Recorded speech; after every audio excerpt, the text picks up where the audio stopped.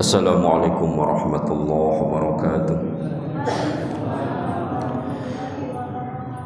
Alhamdulillahirabbil alamin wa bihi nasta'inu ala umurid dunya waddin wassalatu wassalamu ala asrofil anbiya'i wa imamil mursalin sayyidina wa maulana Muhammadin wa ala alihi wa ashabihi ajma'in, amma ba'd. Hadratul mukarramin, para alim, jamaah salat maghrib yang insyaallah semuanya dimuliakan Allah Subhanahu wa taala. Marilah kita sama-sama selalu senantiasa memanjatkan puja dan puji syukur kita kehadirat Allah Subhanahu wa taala atas segala limpahan nikmat, taufik, hidayah serta anahnya, sehingga kita semua sama-sama bisa melaksanakan sholat maghrib berjamaah, dan kita sambung dengan kajian kitab Nasyaikhul Ibad yang insyaallah semuanya yang kita lakukan ini mendapatkan ridho dari Allah Subhanahu wa taala. Salat dan salam kita sanjungkan kehadiran Nabi besar Muhammad sallallahu alaihi wasallam. Semoga kita semua menjadi salah satu dari umat beliau yang insyaallah besok mendapatkan syafaatnya di yaumil qiyamah. Amin ya rabbal alamin. Seperti biasa kita akan sebelum membacakan materi kitab Nasyaikhul Ibad, kita kirim Fatihah kepada guru-guru kita, kemudian kita lanjutkan dengan qasidah burdah yang insyaallah menjadi wasilah lantaran kita mendapatkan ilmu yang manfaat barokah. Alhamdulillah wa qnatin salihah bi barakatil Fatihah wa bi mujiyatil Fatihah wa bi karamatil Fatihah iqti hajatina ya Allah. Thumma khususan Al-Fatihah Nabi Muhammad sallallahu alaihi wasallam wa ala alihi wa azwajihi wa dhurriyyatihi wa qurabatihi minal anbiya wal mursalin wal awliya wa syuhada wa salihin wa sahabat wa tabi'in wal ulama wal musannifin wa jami'il malaikatil muqarrabin. Thumma khususan Syaikhul Qadir Al-Jilani wa khususan Syekh Syahabuddin Ibnu Hajar Al-Asqalani wa Syekh Nawawi Al-Bandani wa khususan jami'il qurami madrasah Al-Qudsiyah wa mimma tadarrum wa jami'a syadqaram kulluhum ajma'in. Al-Fatihah. A'udzu billahi minasy syaithanir rajim. Bismillahirrahmanirrahim. Alhamdulillahi rabbil alamin. Ar-Rahmanir Rahim, Maliki Yaumiddin. Iyyaka na'budu wa iyyaka nasta'in. Ihdinas siratal mustaqim, siratal ladzina an'amta 'alaihim ghairil maghdubi 'alaihim waladdallin. Amin.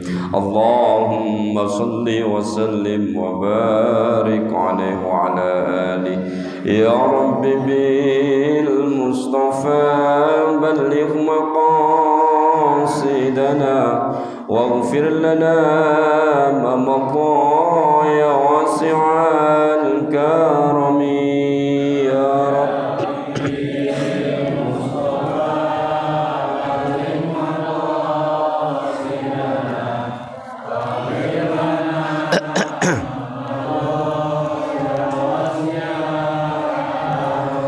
Amin tadzakurin jiranum bidhi salami mazat tadamu'an jara min muqlatin bidami ya Rabbi bil balligh maqasidana waghfir lana ma madha. Muhammadun sayyidul kaunaini wa thaqalaini wal fariqaini min urbin wa min ajami ya Rabbi balligh maqasidana waghfir lana ma madha ya wasi'an. Huwal habibul ladzi turja safa'atuhu likulli hawli minal akhwali muqtahami ya Rabb.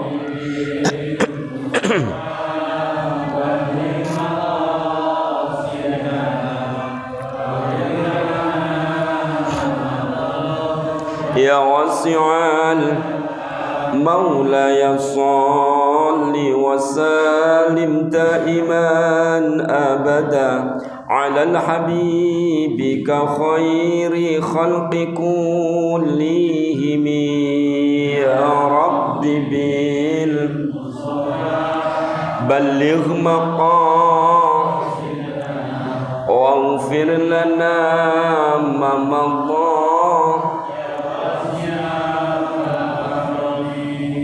اللهم صل وسلم وبارك عليه وعلى آله.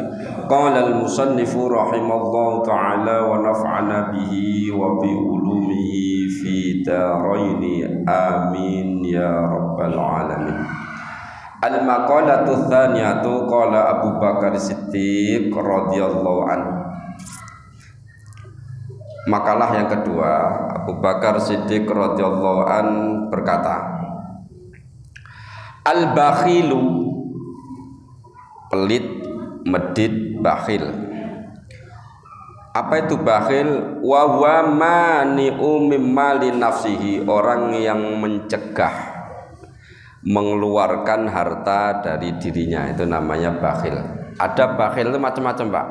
Ada bakhil harta, ada bakhil ilmu. Bakhil ilmu lebih disebut dalam keterangan itu katimul ilmi, menyimpan ilmu, takut ditularkan ke orang lain jadi bisa. Itu namanya bakhil. Bakhil juga, tapi bukan harta. Bakhil ilmu. Ada enggak? Jadi bukan cuma ilmu agama, kadang pinter komputer nih kan. Ada orang minta ajarin dong. Takut takut ilmunya direbut. Ora oleh. Nyopir, mohon maaf nih. Ya, antar kamu kalau nyopir ngalang-ngalain saya. Oh, bisa, enggak boleh, enggak mau ngajarin. Nah, itu namanya bakhil juga. Tapi namanya bakhirul ilmi, bakhil di dalam ilmu. Tapi identik bakhil itu di harta. Ada enggak bakhil lagi? Ada bakhil waktu. Waktu diminta sedikit aja enggak mau. Itu ada enggak? Ada. Lagi umpama nih kita punya kerjaan, kayak saya punya warung gitu. Terus diminta tolong orang apa, sayang dah, nggak mau. Itu bakhil juga, namanya bakhil waktu, waktunya nggak mau diganggu. La yakhlu, bakhil tuh, al bakhilu la yakhlu min ihdas sab'i. Bakhil itu tidak akan terlepas dari salah satu 7 muhlikati yang rusak. Orang yang bakhil itu dia tidak akan terlepas dari 7 perkara yang merusak. Tidak akan terlepas dari salah satu 7 perkara yang rusak. Yang rusak baik orang bakhil tadi. Artinya apa? Orang bakhil itu pasti akan terkena salah satu dari 7 itu, atau lebih. Kena salah satu atau lebih. Imma, satu nih, imma ayyamuta fayarithuhu man yabdhulu malahu. Ada kalanya setelah kematian si bakhil tadi, orang yang mewarisinya akan menghabis-habiskan hartanya, merusak hartanya. Yufni itu merusak hartanya, menggunakan tapi tidak ke jalur yang benar, itu apa namanya? Menghambur-hamburkan hartanya. Wah. Jadi pertama, salah satu dari 7 tadi, orang tuh bakhil, hartanya disimpan di bank, tanahnya di mana-mana, rumahnya di mana-mana. Dulu waktu bakhil bagus dia, bisa nyimpen, tapi nggak pernah sedekah. Tapi setelah kematiannya, penerusnya dihabis-habisin. Ada nggak kira-kira? Banyak kan? Ada. Jadi kalau harta orang tuanya itu habis, dulu dia orang kaya loh dulu. Sayang ya, anaknya nggak ada yang benar. Kadang-kadang ada kan kita menyebut kalimat itu. Ya bisa jadi, mohon maaf, tapi jangan nuduh orang ya. Jangan, oh si anu berarti jangan. Nggak boleh kita menjustik orang. Kita mikir kita aja. Ada orang ninggalin harta banyak, dulu dia bagus, sugih, tapi sekarang sayang anaknya rano sing bener. Kadang gitu. Kenapa? Hartanya habis dihambur-hamburkan anaknya, dipakai yang nggak bener. Ini yang pertama. Wa yunfikuhu li ghairi ma amarallahu ta'ala. Ini enggak satu. Dan menginfakkan hartanya, menginfakkan di sini bukan infak sedekah ya. Mengeluarkan hartanya, kita aja yang paling enak.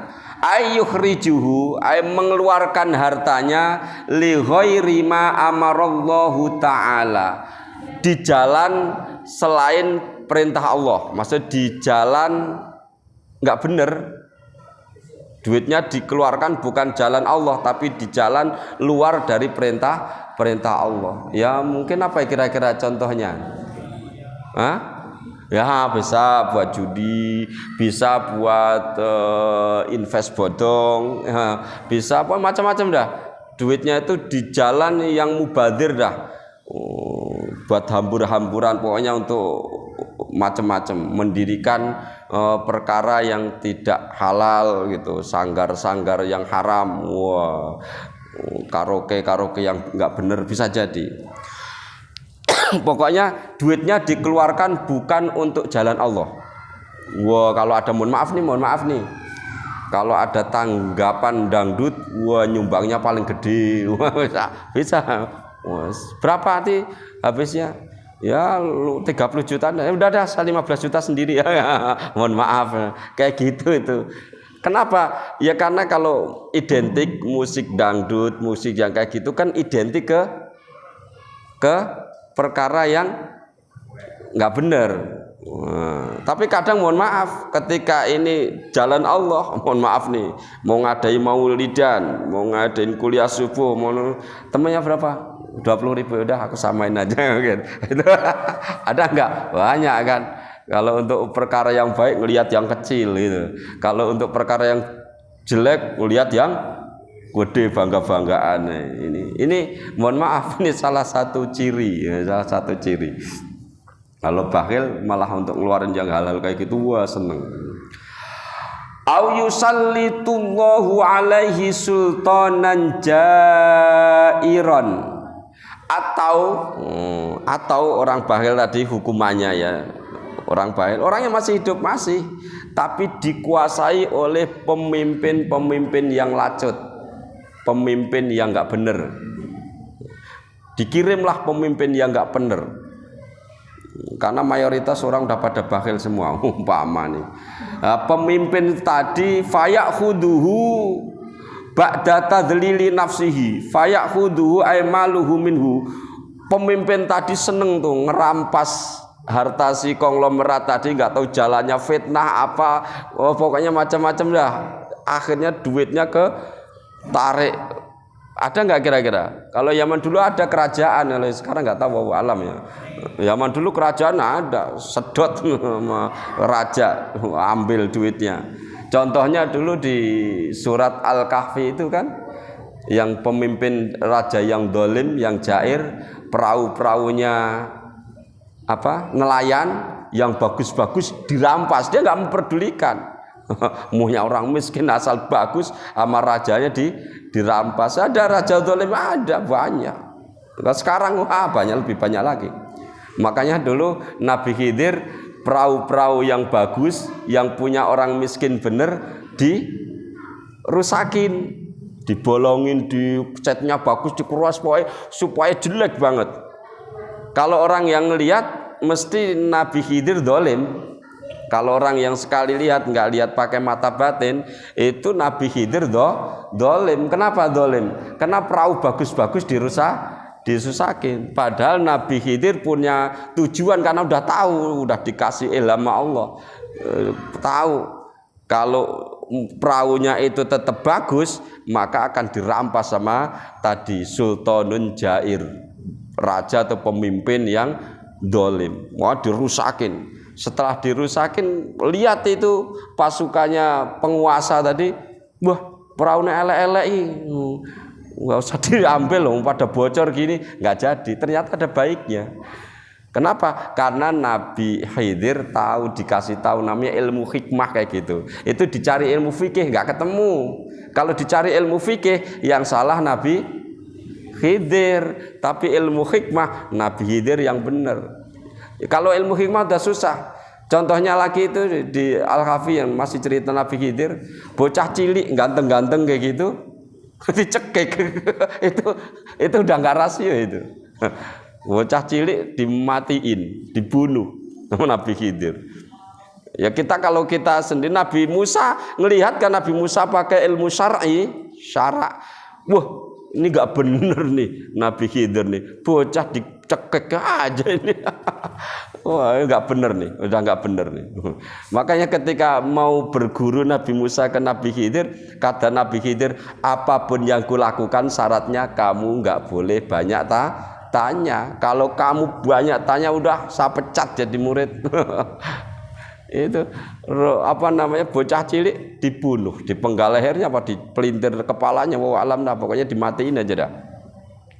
Nah, itu kan Nabi Khidir tahu kedepannya, sudah dikasih tahu nih bocah kalau hidup sampai dewasa orang tuanya soleh nih, ntar orang ini, si anak ini akan membujuk orang tuanya jadi jahat atau bahkan jadi murtad. Makanya mending tak peluntir sudah kepalanya ketimbang orang tuanya besok ikut murtad. Ya. Itu yang tahu cuma Nabi Khidir sama Allah. Mungkin sampean jangan pura-pura gitu, anak orang dipelintir, ini besok ini mau jahat sama orang tua, ya nggak boleh lah. Kita itu siapa? Oh, hati kita kotor banget. Orang yang bisa punya ilmu hikmah itu salah satunya hatinya itu harus bersih. Lah kita kotor. Karena setiap perbuatan dosa yang kita lakukan itu di hati kita ada nuktoh, ada titik hitam. Setiap perbuatan. Kalau kita perbuatannya dosanya banyak, titiknya semakin banyak. Kalau nggak tobat-tobat, apa tobatnya belum diterima, titiknya semakin banyak. Semakin banyak, semakin nggak seperti kaca lagi. Kalau kaca udah ketutup. Sehingga kayak kita itu mungkin termasuk itu, salah satu yang kacanya tertutup. Sehingga kita ini nggak peka kadang. Nggak peka. Kenapa nggak peka? Karena kita termasuk orang yang mungkin banyak salah dan dosa. Itu. Dikuasakan kepada sultan yang jair, dikirimlah sama Allah pemimpin yang bengis, pemimpin yang zalim, pemimpin yang tegaan tapi nggak bener. Bukan pemimpin tega tapi bener, pemimpin yang nggak bener. Fayakhuduhu ba'da tadlili nafsihi, hartanya diambil, orangnya disiksa sama si raja tadi, kebukin. Ini kalimatnya gitu. Ba'da tadlili nafsihi ai bi ta'dzibi, dengan menyiksanya. Udah hartanya dirampas, orangnya disiksa. Itu lantaran apa? Bakhil. Bakhil itu Allah ngambil hartanya, jualannya macam-macam. Lah keterangannya Abu Bakar itu saya setuju. Kalau mungkin ada kelewat dari itu ya bisa jadi. Wa yuhayyiju ayyuharrikullahu syahwatan tufsidu alaihimal. Atau hartanya tadi Allah akan gerakkan nafsunya, keinginan yang merusak hartanya, yang akan merusak hartanya. Maksudnya gini, punya keinginan yang tadi saya terangkan tadi, keinginan yang ditasarufkan tapi nggak bener. Contohnya invest bodong. Mohon maaf nih, kita ikut invest bodong. Kita ikut umroh yang dulu ada itu namanya apa itu? Fresh apa? Travel ya. Nah, bisa jadi itu teguran juga karena kita dulunya bakhil kepengen umroh, masuklah kita ke itu travel yang bohongin, bisa jadi. Jalannya ada aja kok. Jadi keinginannya sih bagus kadang, tapi karena tadi kebakhilannya jadi ditipu orang. Ya kita nggak usah nuduh, oh berarti si anu ya. Enggak, kita ngaca kita aja. Kita saya ngaca saya sendiri, bapak-bapak ngaca sendiri. Saya masuk enggak ya di sini? Nah, kalau pernah ketegur berarti mungkin harta semestinya untuk ditasarufkan untuk fakir miskin masih kurang. Kita udah ngasih umpama nih. Tapi ternyata masih dicoba dengan itu, berarti pengeluaran kita untuk sedekah itu ternyata di hadapan Allah masih kurang. Gitu aja caranya, jangan metanin orang lain. Kita metanin diri sendiri. Metani apa sih metani? Meneliti diri sendiri. Kok saya perasaan udah sedekah terus tapi masih kaya, masih kena teguran ya. Berarti mungkin kita mengeluarkannya itu bisa jadi kurang banyak, bisa jadi kurang ikhlas. Bisa jadi kalau memang masih ada teguran.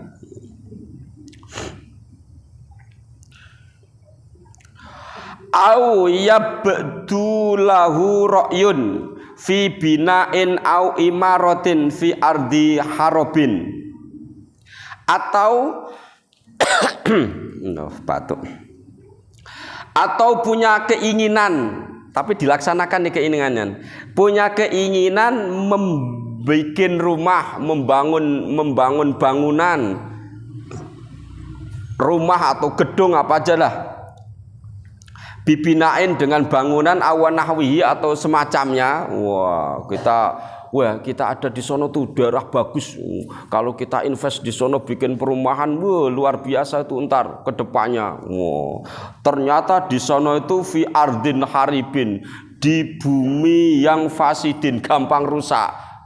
Bumi gampang rusak ya gampang apa Pak namanya? Gempa. Longsor, banjir. Fayadabu fihi maluhu, sehingga hartanya tadi yang diinvestkan ke sana ludes. Contohnya nih, kita belum tahu dulu di sekarang yang banjir lumpur itu di mana? Lapindo umpama. Dulu waktu belum terjadi banjir lumpur, invest di sono gitu ya, umpama bikin perumahan apa gitu. Ternyata pas baru nanem langsung semburan lumpur umpama ini. Habis kan, ludes hartanya. Kayak ini yang kemarin tuh, yang pernah kabar tahun berapa itu Pak, yang rumah di tanah-tanah dibeli untuk Pertamina itu di Jawa Timur ada itu, akhirnya pada borong mobil-mobil tuh. Borong mobil-mobil, kelihatannya bagus ya, tanahnya dibeli mahal.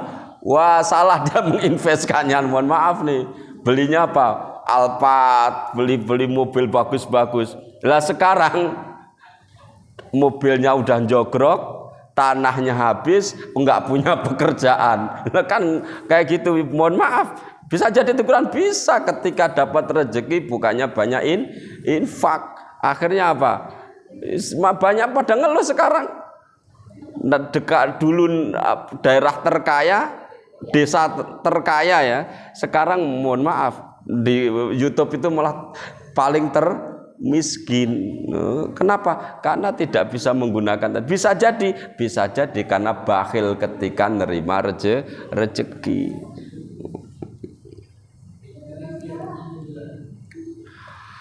Au yusibu lahu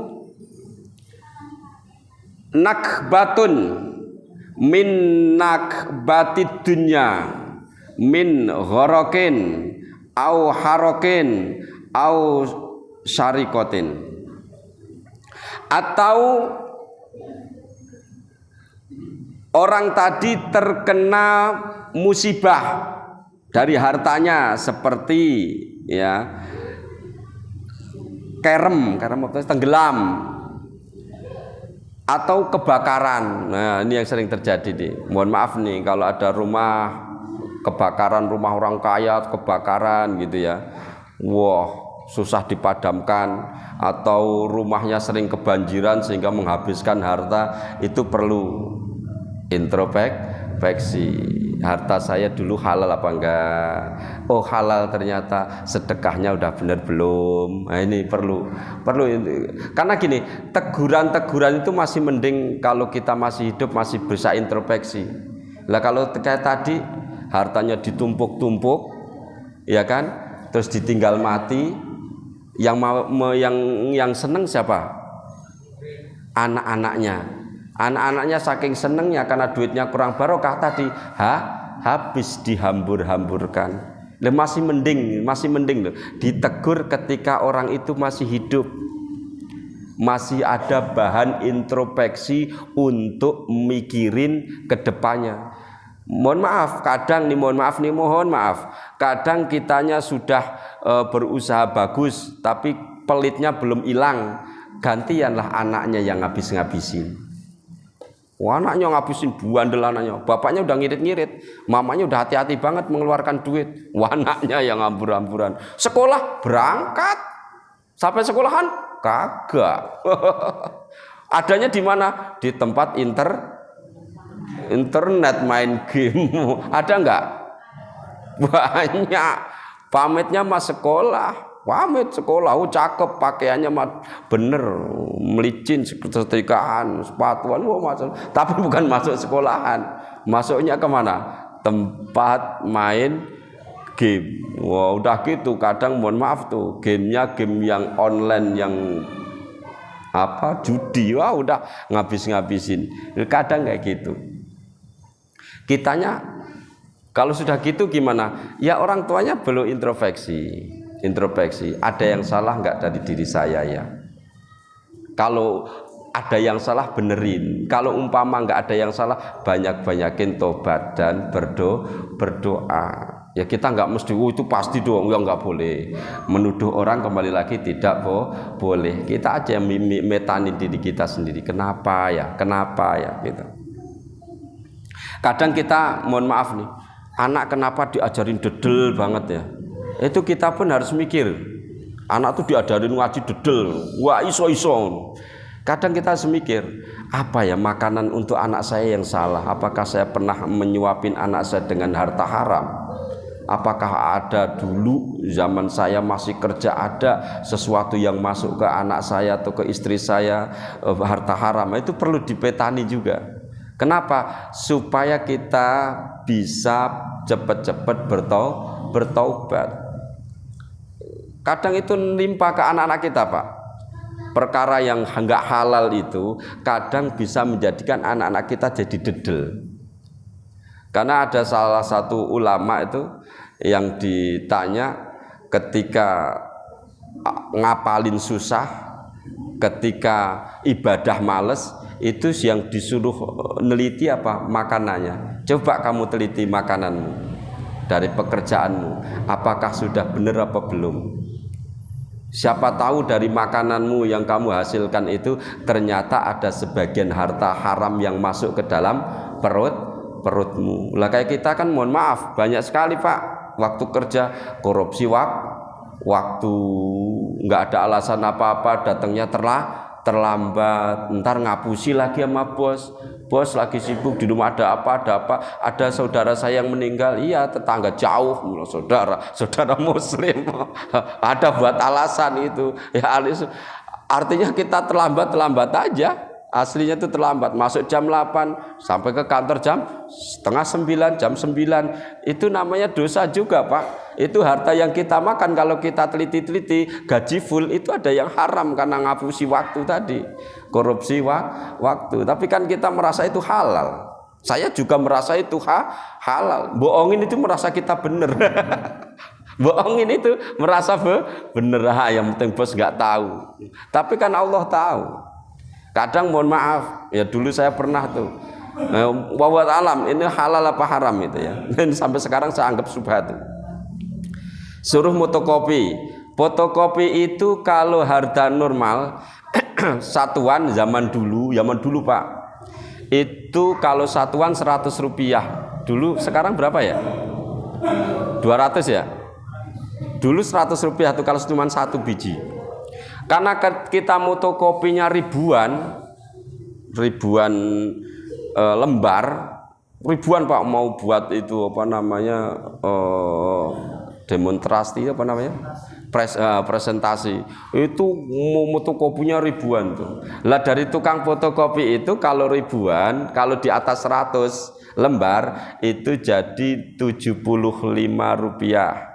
Kalau sampai ribuan potong lagi Pak, kalau nggak salah sampai 60 rupiah. Nah, itu kan lumayan Pak. 40. Lah itu saya dulu nggak ngaku Pak ke kantor, nggak ada potongan. Tetap saya laporin 100 rupiah. Lah itu gimana tuh? Nah, itu kalau gitu kan ingat kita tuh. Oh, itu dulu pernah makan harta abang-abang itu antara halal dan haram. Kata teman saya itu bonusnya nggak apa-apa. Tapi kan kita nggak tenang di hati kita, karena sudah di situ ada peraturannya. Fotokopi 100 lembar ke bawah 100 rupiah, 100 lembar ke atas 75 rupiah. Kalau ribuan, nah itu nggak dikasih tahu sih, cuma segitu doang karena jarang nemu fotokopi ribuan. Tapi di sana dikorting lagi jadi 60 rupiah, itu dapatnya banyak itu. Nah, itu kalau kita orang bener Pak, mohon maaf, takut syubhat, itu ngomong jujur, Pak nih kantor fotokopi sekian, ini ada potongan sekian. Kalau kita jujur, kalau kepengen harta kita yang masuk ke perut kita itu benar-benar halalan thayyibah. Tapi kan kita enggak, kalau lihat bonus cuma 150 100 200 perak mah. Tapi kalau sudah ribuan kan jadi duitnya jutaan itu. Bisa paling tidak ratusan ribu, sayang juga ya. Nah, itu kadang kayak gitu. Nah, itu kadang kita kena teguran di saat-saat udah nggak kerja, kita ditegur, ditipu orang lah, didolimin orang lah. Ya kita mikir, oh mungkin ini dosa-dosa yang lalu. Kalau dapat gitu terus kita ingat, kita ngomong aja kepada Allah, ya Allah, semoga teguran ini menghapus dosa-dosa saya masa lalu yang kita memang khilaf. Saya yakin mungkin antara kita semua pernah jalanin itu, pernah ngalamin. Paling tidak korupsi waktu dah. Paling tidak itu.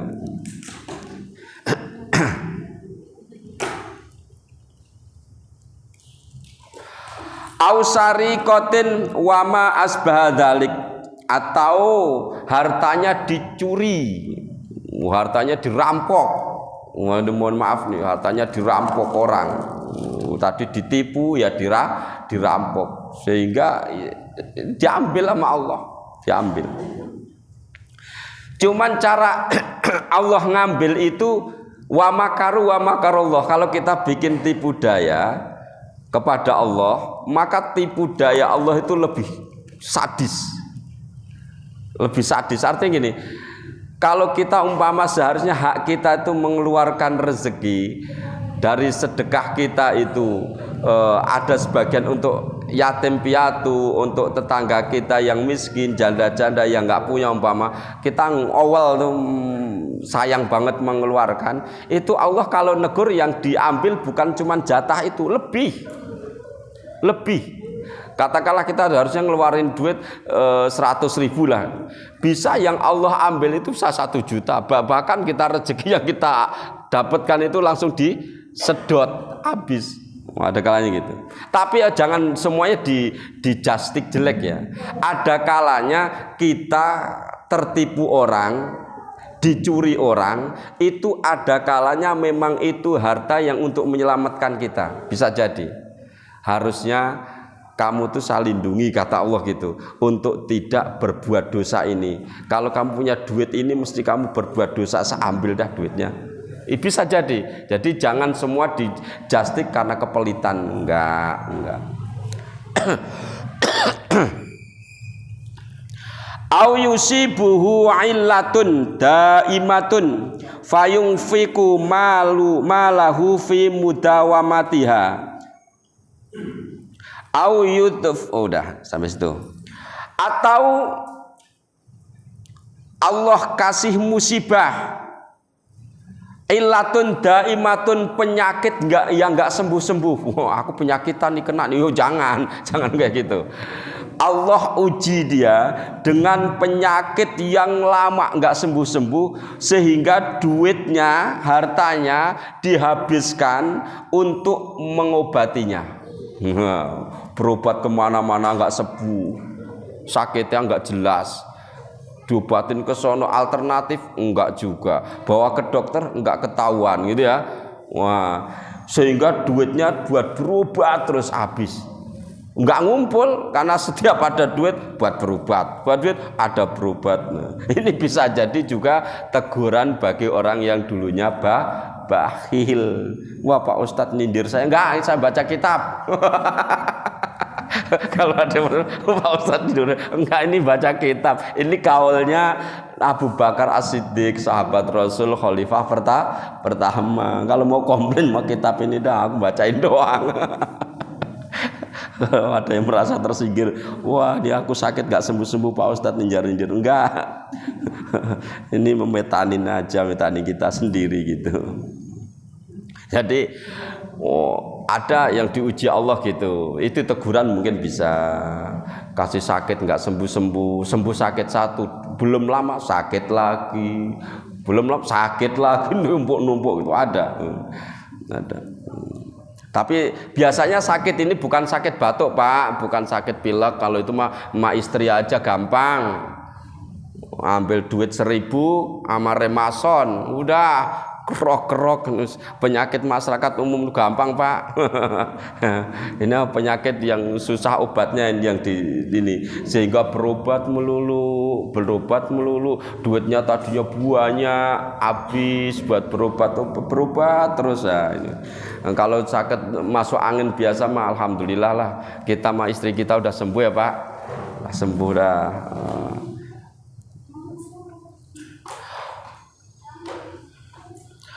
Au yudfinu, ini saking pelitnya nih, saking pelitnya itu ada juga nih.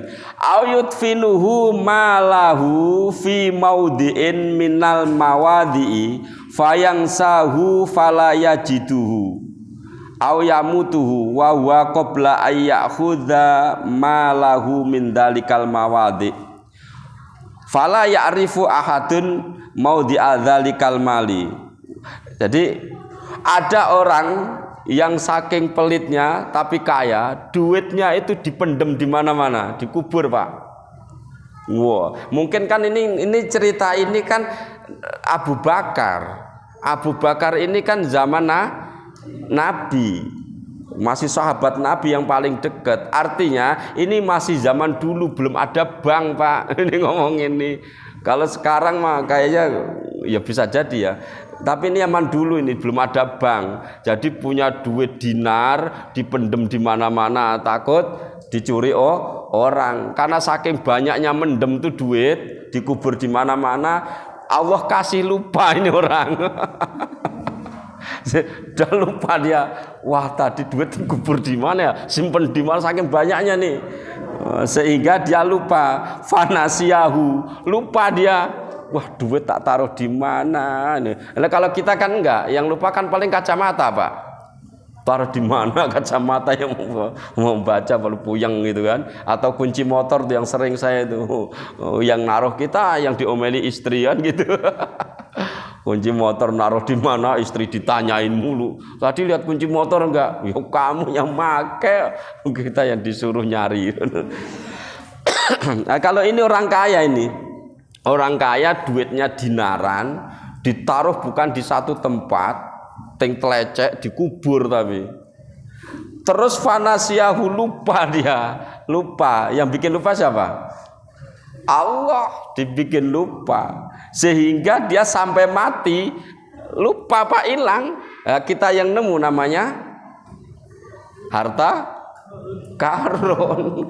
Nggak tahu pas diguduk itu kita nggak sengaja nguduk-nguduk tanah, nemu duit sak apa namanya sak iketan. Kan dulu kan zaman dulu pakai bokor ya, pakai apa namanya, kendi, bokor kendi, wah kecerup, pas dibuka dalamnya ternyata ada duit harta korun, padahal itu bukan punya korun itu mah orang tadi kadang orang pelit nyimpen duit dipendem dikubur. Wah, kita yang nemu. Yang enak kan korun, harta korun.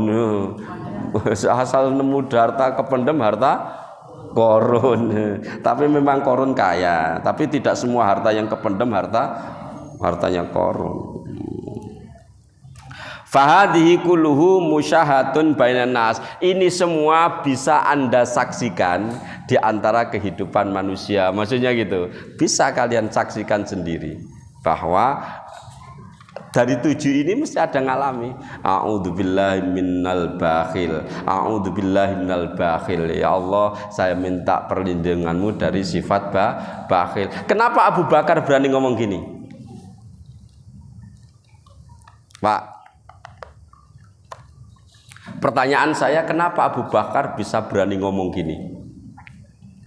Di samping Abu Bakar ini merangkum dari hadis-hadis Rasul, Abu Bakar itu orangnya sangat dermawan. Abu Bakar berani ngomong gini karena Abu Bakar bukan orang pelit.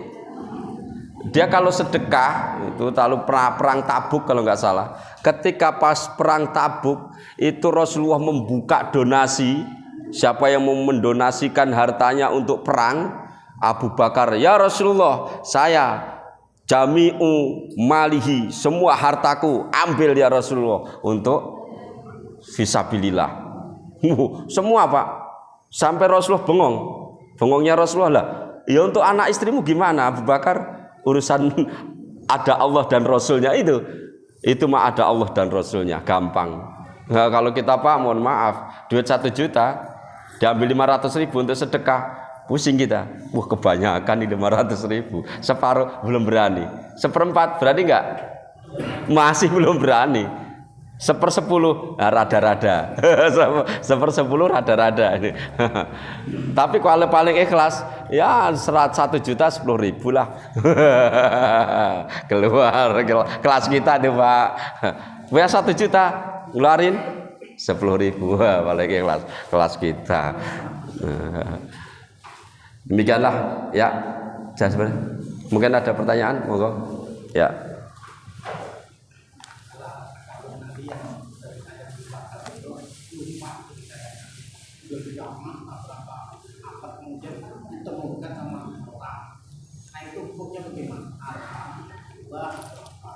Oh, ya. Ada dalam fikih namanya barang temuan, harta karun ada. Itu kalau sudah ketahuan harta itu memang milik zaman dulu, kayak duit dinar, ya kan, bokor emas itu kan nggak mungkin sekarang kan. Itu maka ada udah milik kita itu, tapi ada sebagian yang harus dikeluarkan untuk pemerintah, untuk baitul mal. Zaman dulu kan pemerintah itu yang nanganin baitul mal, untuk baitul mal berapa persen gitu, kalau nggak salah 1/10, kalau nggak salah ya, ntar kita lihat fikihnya lagi. Kalau nggak salah kita keluarkan 1/10 untuk baitul mal, sisanya untuk kita Pak, halal itu. Mau Pak Mukhtar, mohon maaf nih, lagi bersih sana, gua ceruk, masuk, umpama Pak, wah itu punya sampean, umpama. Nah itu tapi dikeluarkanlah untuk pemerintah 10%. Cuman peraturan di Indonesia enggak Pak, itu kalau nggak salah diambil semua sama pemerintah, gantian kita yang dibagi. Kalau peraturan pemerintah Indonesia bener, karena dulu tetangga saya itu ada, tetangga kampung lah, itu ada yang menemukan perak Pak. Perak itu berapa kilo, mungkin saking banyaknya itu disikat sama diumpetin sama dia, diumpetin enggak, tapi namanya haram gitu, nemunya banyak kan, mulut ke mulut. Itu akhirnya ketahuan sama pemerintah, di penjara Pak. Itu enggak mau ngeluarin, di penjara itu, kasihan itu. Itu ya pokoknya peraturannya kalau nggak salah itu undang-undangnya itu air dan bumi seisinya itu milik negara, kalau nggak salah gitu itu undang-undangnya. Jadi kalau menemukan harta karun itu harus diserahin dulu ke negara, baru dikasih komisi kita. Nah, tapi kalau hukum asli Islam, harta yang kita temukan itu milik kita, gantian kita membayar sama baitul mal gitu Pak Mukhtar ya. Demikianlah yang dapat saya sampaikan. Wabillahi taufiq wal hidayah. Assalamualaikum warahmatullahi wabarakatuh.